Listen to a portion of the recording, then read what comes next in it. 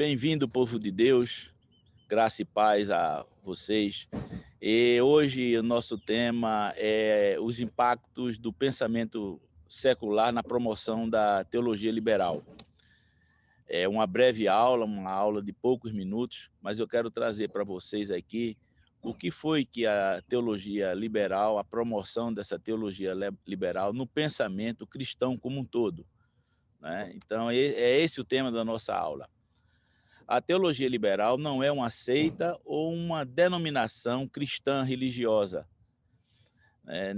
e sim uma falsa doutrina que está dentro do cristianismo. Então, essa falsa doutrina, ela está fazendo parte do cristianismo, do pensamento cristão, e quando eu falo cristianismo, eu quero aqui enfatizar todas as denominações, desde o católico ao cristão reformado, ao cristão pentecostal, o cristianismo como um todo. Então, esse pensamento, essa filosofia, ela veio fazer parte do cristianismo e veio trazer grandes males ao pensamento cristão, né? Isso representa um retrocesso, um perigo avassalador, destruindo o corpo de Cristo. A teologia liberal, historicamente, ela surgiu no século XVIII. O século XVIII é conhecido como o século das luzes, não é? O iluminismo no pensamento secular, ali onde houve a explosão, principalmente na Europa, notadamente na França, a partir daí surgindo a Revolução Francesa, né? E todo o pensamento que veio envolvido com o pensamento iluminista, o nascimento não só do pensamento filosófico da época, como Kant e outros filósofos, mas também a área industrial, o racionalismo. Então, isso surgiu no período do iluminismo, não é? E, obviamente, esse pensamento ele trouxe um cenário para o mundo cristão, né? E veio influenciar fortemente essa multiplicidade na estrutura filosófica a partir do século XVIII até o século XX. Então, foram 200 anos de pensamentos filosóficos, culminando com o marxismo cultural, né? A partir de René Descartes, Immanuel Kant e Karl Marx. Então, esses pensamentos filosóficos que influenciaram na sociedade, isso tudo veio também influenciar o cristianismo, não é? O racionalismo, o iluminismo, a crítica da razão pura, a epistemologia e o socialismo são ingredientes fortes na explosão arrebatadora do pensamento cristão. Então, essa gama de pensamento, essa gama de conceito filosófico influenciou muito todo o pensamento cristão e o povo de Cristo, né? A teologia liberal, ela teve início a partir da Alemanha com o teólogo Friedrich Schleiermacher, né? Depois de Schleiermacher, esse movimento ele teve seus seguidores, ele partiu para a Inglaterra e depois da Inglaterra tomou conta da Europa, e da Europa ele migrou para os Estados Unidos. A teologia liberal, o pensamento da teologia liberal migrou para os Estados Unidos até chegar na América Latina, mais notadamente nesse último século. Bem, hoje a Europa é conhecida como um continente pós-cristão. Obviamente, esse é um cristianismo pós-cristão, a Europa, que foi o berço do pensamento forte cristão, quando houve, a partir de Lutero, a reforma protestante, né? E tudo surgiu ali na Europa, e depois chegando para a América, e depois para a América Latina. E hoje a Europa, por conta da teologia liberal, ela tornou-se um continente pós-cristão, né? O que é que a teologia liberal ela defende? Em primeiro lugar, ela nega os milagres. Então, todo milagre descrito na Bíblia, eles não consideram nada que venha do sobrenatural.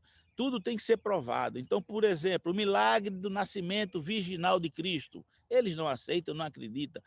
Qualquer milagre que o próprio Jesus Cristo realizou, eles não aceitam isso como coisa, como realidade. A ressurreição de Cristo, os temas da criação, Adão, a queda, tudo isso faz parte do pensamento da teologia liberal e eles não aceitam esse tipo de estrutura. Então, eles negam qualquer tipo de ação milagrosa, qualquer tipo de ação sobrenatural, né? Porque tudo tem que ser testado e comprovado. A teologia liberal também defende e nega, o que é que ela defende? Ela nega a trindade. Então não há trindade, né? A figura do Pai, do Filho e do Espírito Santo é negado por eles. Então vamos ver mais o que é que a teologia liberal defende. Ela nega a Bíblia. Ele diz que a Bíblia contém a palavra de Deus, mas não é a palavra de Deus. Então os relatos bíblicos são invenção piedosa do povo judeu e dos cristãos primitivos, certo? Essa apenas uma invenção.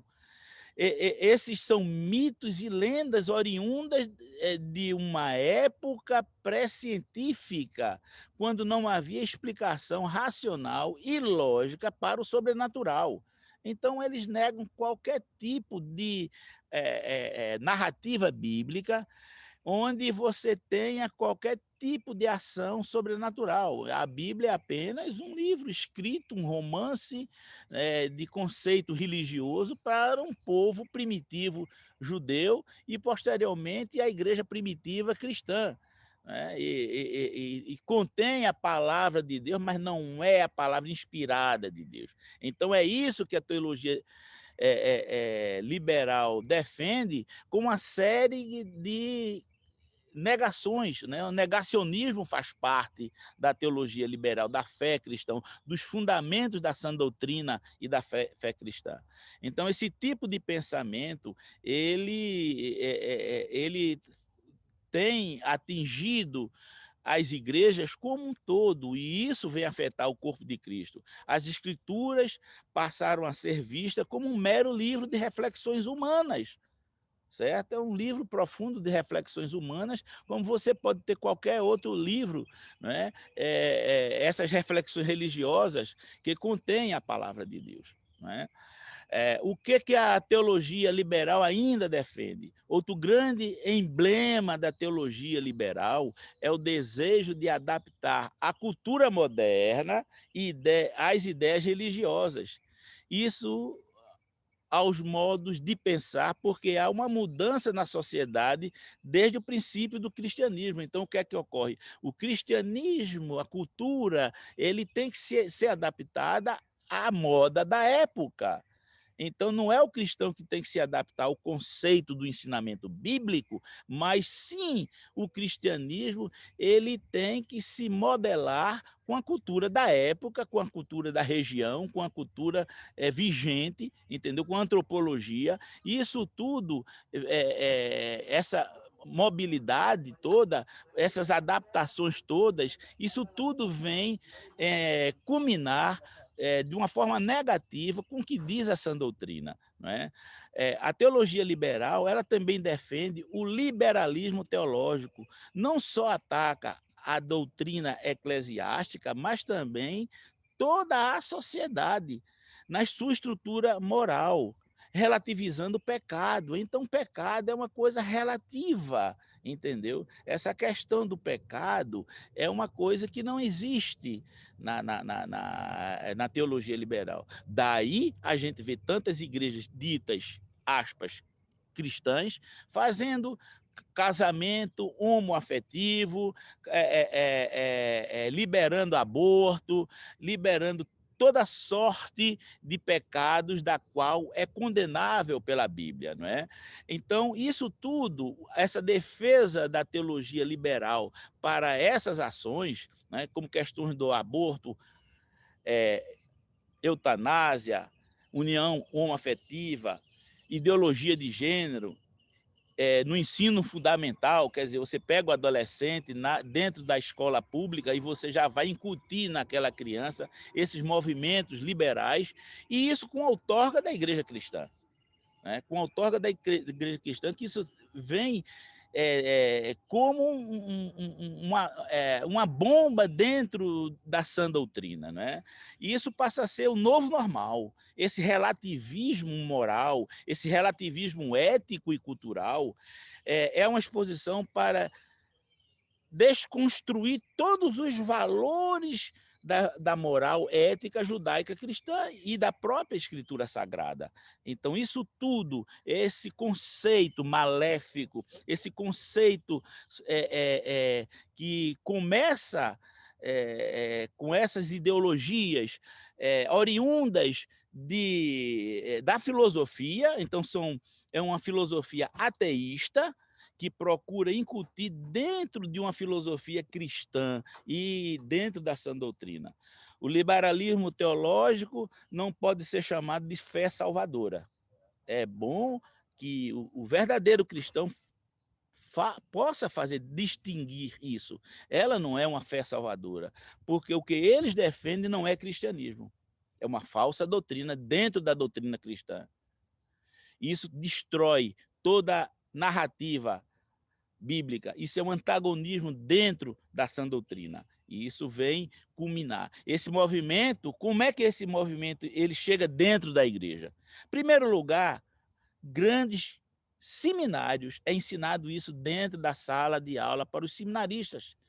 Pessoas com 18, 19, 20 anos que estão começando uma cadeira acadêmica dentro do seminário, ele é impactado, é feita uma lavagem cerebral dele de professores ditos cristãos, que vêm com estruturas filosóficas.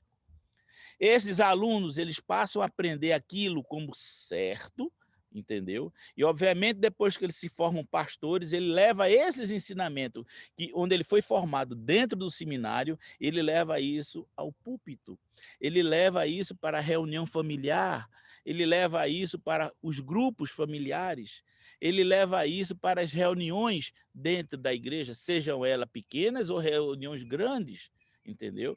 Isso vai destruir a fé, isso vai atacar a sã doutrina, com um tipo de narrativa liberal, onde tudo é possível, não é? Tudo é liberal, tudo é de fato aceitável, e relativizando o pecado. A gente não pode relativizar o pecado.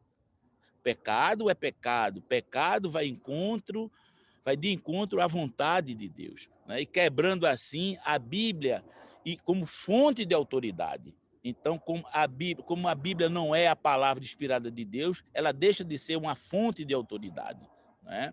Então, é isso, meus amados irmãos, que eu teria nessa breve aula para falar para vocês, e é um alerta para o povo cristão,